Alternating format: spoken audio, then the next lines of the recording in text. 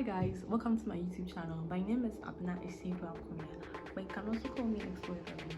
If you're new on this channel, don't forget to hit the subscribe button, like, share and comment. Now today we are going to explore a very fancy place in Ghana. It's in the central region, Kakum National Park.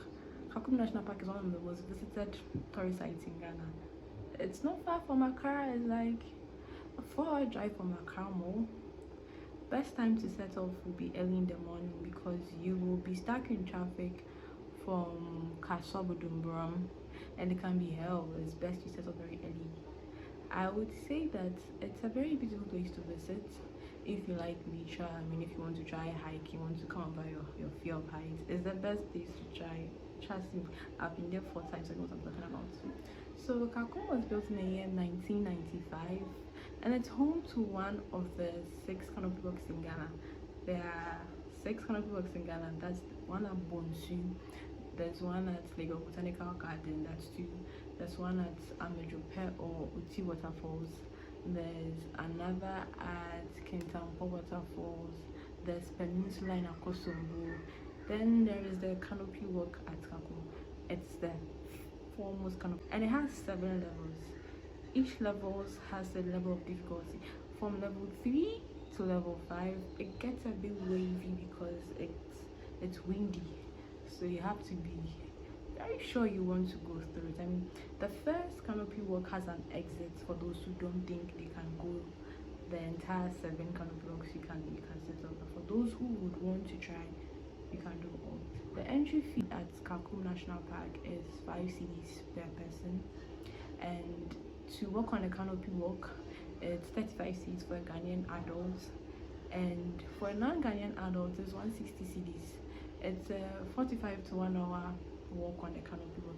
You get a tour guide, and before you go on the canopy walk, you start with the museum tour. They have this mini museum on the canopy walk to give you a fair view of the nature over there, so you can see old artifacts used by our forefathers. You can see the axe, you can see what they used to fish, you can see the number of birds, the species they have, all the beautiful creatures is on display that you're roaming around. But there are pictures there to give you an idea of what they have in the forest. Trust me, none will come and harm you. They are all fine. You are safe when you get there. So before you climb, you get a brief background of the place. You give your chit to the tour guide, he clears you, then you start going. You start with the cobblestones. It's like a few meters hike up to the flat surface. You are given an introduction, he gives you his name, tells you what to expect, what not to expect. Then the difficult part comes. Get on the canopy walk. It's a 7-level canopy walk. The first one gives you the option to exit if you don't want to go through all the remaining 6. I mean, not everyone is that strong. Some people allow their fears to conquer them. Don't be one of them. When you get to the second one, please keep going. So for me, the difficult part is mostly from the level 3 because it caves in and it's a bit wobbly because it's very windy. And then the 5th one is inclined. So imagine you are walking on a canopy and it's inclined. That's really scary and it's really windy. See, I was scared. There is also a restaurant there for those who are not going with their own food. It's very affordable. Their staff are really nice. There is also a photo booth where you can get your pictures taken, washed out and printed for you. I mean, I've been there 4 times and each time it feels like it's new. My first trip to the canopy walk was way back in 2020. I just woke up one morning, I was like, let's go to the Kakum. I told a friend and we went there. Luckily, it wasn't packed with people, so it's the best times to go is during the weekday because weekends it gets very, very packed. My last trip there was on a weekend and it was choked with people. It was a spectacle to behold, but it was actually nice seeing everyone gathered at one place to do something of that sort. There are many activities at the Kakum National Park. There's a bird watching, there is hiking, there's nature walk, They also have accommodations available. There's a tree house, there's tent camping for different levels. There's the one they do in the tech forest, there's one they do on like semi part of the forest. So that costs from 100 cedis to 200 cedis per night. It's a very beautiful place. Trust me, you actually enjoy it. I mean, it's good to submerge yourself in nature once in a while, away from your gadgets or the noisy things social life has left us with. Also, the best part about going to Kakum is that you get to be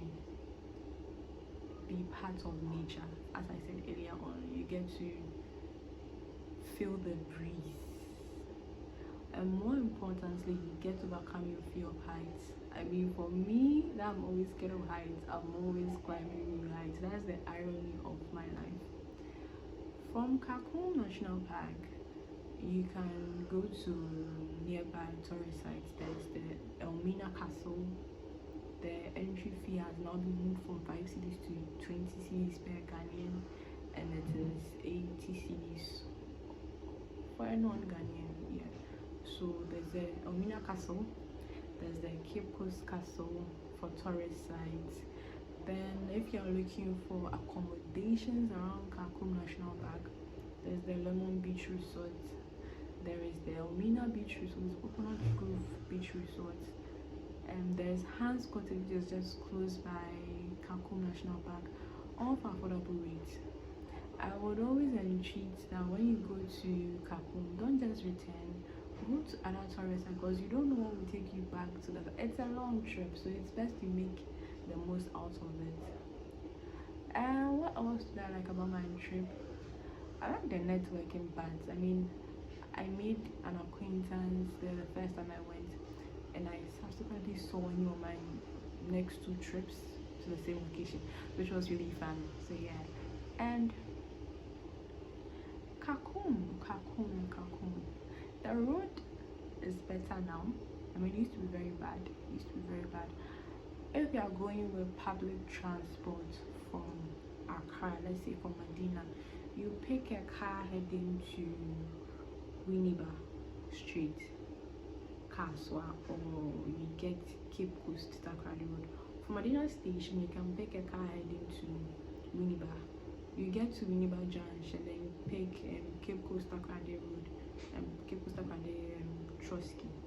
You get to Cape Coast Station, you alight and you ask them of the Kakum station, then they'll direct you, pick the Kakum car, you get to Kakum National Park, you drop. But then the downside with going with public transport to Kakum is that it's a bit difficult getting a car back, because the cars coming from the neighboring towns, they are farming communities. So by the time it gets to the Kakum Park, it's already full.